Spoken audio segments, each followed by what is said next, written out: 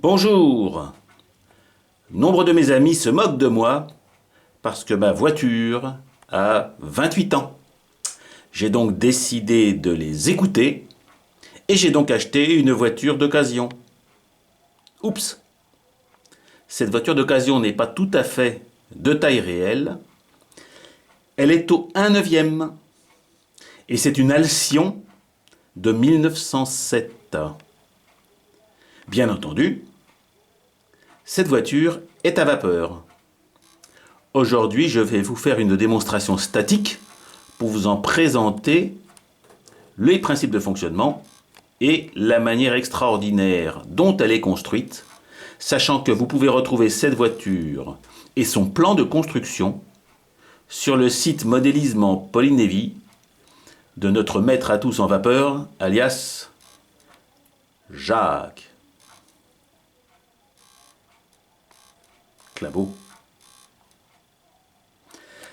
Avant de la déshabiller, je vais vous en montrer les deux caractéristiques principales.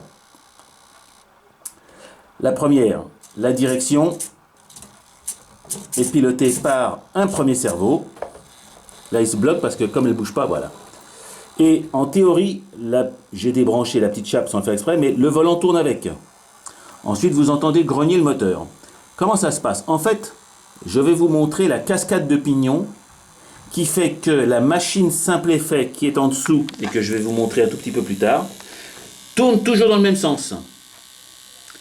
Ce qui fait que pour avoir une marche avant et une marche arrière, on ne joue pas sur la vapeur, mais on joue sur une cascade de pignons. Commençons déjà par la partie chauffe. Vous entendez grogner le cerveau, voilà, j'ai réussi à le faire taire. Bah écoutez, de toute façon, je vais couper le courant. Voilà. Hop, hop. La batterie se cache dans cette malle. Donc vous avez les jeux de batterie ici qui vont hop, dans cette petite malle qui se démonte. On verra un peu plus tard. Je commence donc par la partie chauffe. La chaudière est en fait une double chaudière. Regardez, une minuscule double chaudière sur lesquels vous avez bien sûr une soupape de sécurité et deux petits bouchons de remplissage. Je vous montrerai que cette chaudière est chauffée par trois petites rampes au gaz. Vous avez bien sûr un manomètre. La cabine proprement dite s'enlève. Hop. Et nous arrivons à la partie... Oups là, c'est un peu bordel, excusez-moi. Nous arrivons à la partie radio. Ici. Et dans le compartiment, vous avez ici la vanne gaz, la vanne d'ouverture et de fermeture de gaz, et le mini-tank. Ce mini-tank s'alimente avec des valves type Schrader de vélo. Donc j'ai un petit problème ici à régler, parce que je n'ai pas de système de recharge pour le moment. Voilà donc le système de pignonnerie qui fait que, par ce jeu de cascade de pignons, la voiture avance ou recule, alors que le système vapeur proprement dit va toujours dans le même sens. Donc en fait, je vais vous montrer un volant. Et en fonction de la manière dont on positionne la cascade, attends, je vais rallumer, c'est pas grave, avec hop, on avance en arrière, donc je le colle sur la partie arrière, ça tourne dans un sens. Dans l'autre sens. Donc vous voyez, c'est un système tout simple. Et normalement, quand je suis là, je suis au point mort. Si j'ai bien réglé, bon, il va falloir que je vérifie tout ça. Parce que sur une table, ça fait grogner les cerveaux pour rien. Voilà. Donc là, normalement, elle devrait être... Ah, elle est encore un peu en prise. Donc je pourrais régler... Hop. Je dois pouvoir régler le positionnement avec le trim. Bon, c'est un petit détail que je ferai en fonctionnement. Ensuite, passons à la partie machine proprement dite. C'est un peu la galère. Voilà, regardez.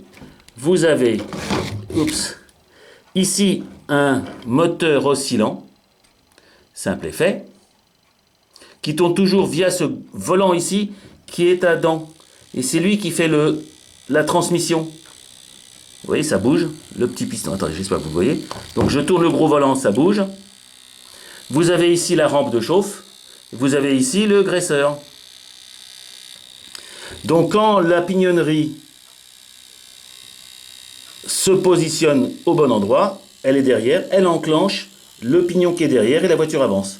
Si jamais je n'arrive pas à démarrer quand la voiture est en fonctionnement, j'ai ici un petit bouton qui me permet d'appuyer dessus et regardez à ce moment-là, je le fais à l'envers, mais ici j'ai la manivelle et quand j'appuie dessus, la manivelle est fonctionnelle. Alors, évidemment, comme j'ai pas de prise, mais en tout cas la manivelle ici me permet de démarrer, de lancer un tout petit peu le moteur pour le mettre hors point mort, si jamais j'étais sur un point mort.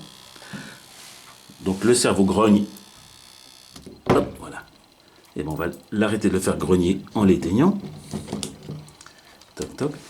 Donc vous avez une voiture de 1907 à vapeur que je vais m'empresser de tester dès que j'aurai réglé les petits problèmes de gaz. Et je remonterai tous les accessoires.